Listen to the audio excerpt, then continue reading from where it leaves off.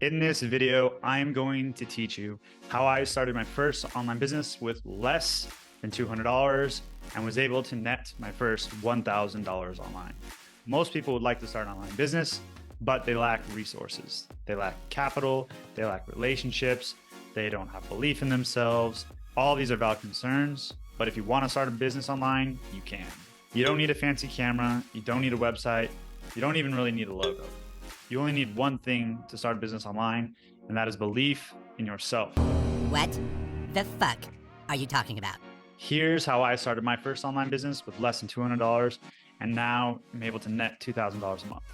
First off, I would like to preface and say that I'm an American expat living abroad in Thailand, and I was able to start a real estate podcast booking agency for real estate investors back in America. So if you would have told me that I had to travel halfway around the world in order to start a company back in America, it wouldn't make sense. So if I can do it, you can do it. So first, you have to be able to solve a problem that somebody's willing to pay you money for, right? That's the whole point of entrepreneurship. So for myself, I used to have a podcast that was called Real Estate Journeys, which had 114 episodes. While being the host, I was having people being pitched to be on my show. I was going on other shows, and I had all these businesses pitching me, and I thought, hey, this business is broken. These people aren't doing a very good job. I could probably do a better job and create a company. And, I could basically create a better company that would be pitching and getting other people on real estate investors and helping them attract more capital and deals, etc.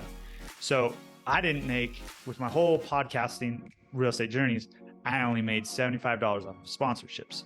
I didn't try and monetize it. I didn't really know the direction I was heading, but yet it transitioned and formed this company that I have. So how did I get my first customer? I knew somebody that I had on my show. He was from Georgia, and he had a social media marketing agency. And he had a whole list of he had a whole list of clients that he used to work with. And I asked him, I said, hey, would you be willing to give me your email list? So what I did is he gave me his email list of contacts. I had about 100 people on there, 114, something like that. And no, not 114. He gave me his list of contacts, which was between 1 to 200 contacts. I got on Fiverr. I hired somebody to create a one-page website. I did some basic things of what should be on a website, created a pricing structure, looked at my competition. And then I wanted to have an email address with a .com. So I formed elitepodcastbookings.com, crafted up an email, and sent out a cold email to 200 people with my offer. And within the next day, I had two appointments set. I've never taken sales calls before. I never have run a digital business before, and I was able to close 2 people.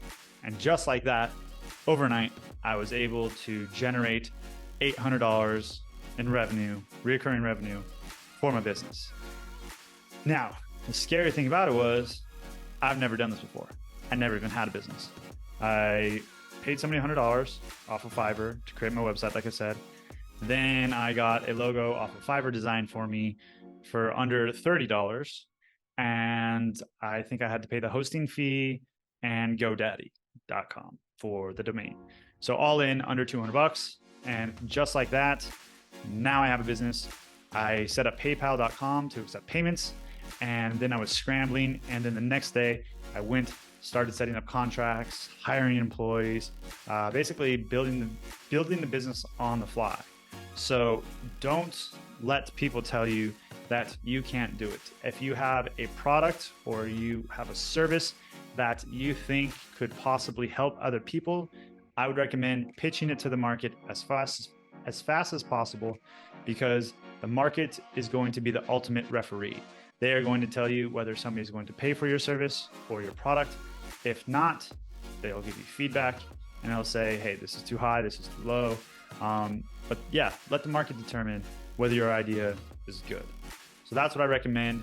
Have confidence in yourself, put yourself out there as fast as possible, and don't let these ideas or anything like that hold you back, because really it's just your lack of belief that's holding you back. So put yourself out there, guys, and hopefully my story was able to inspire you. Or if you have any questions, feel free to drop a comment.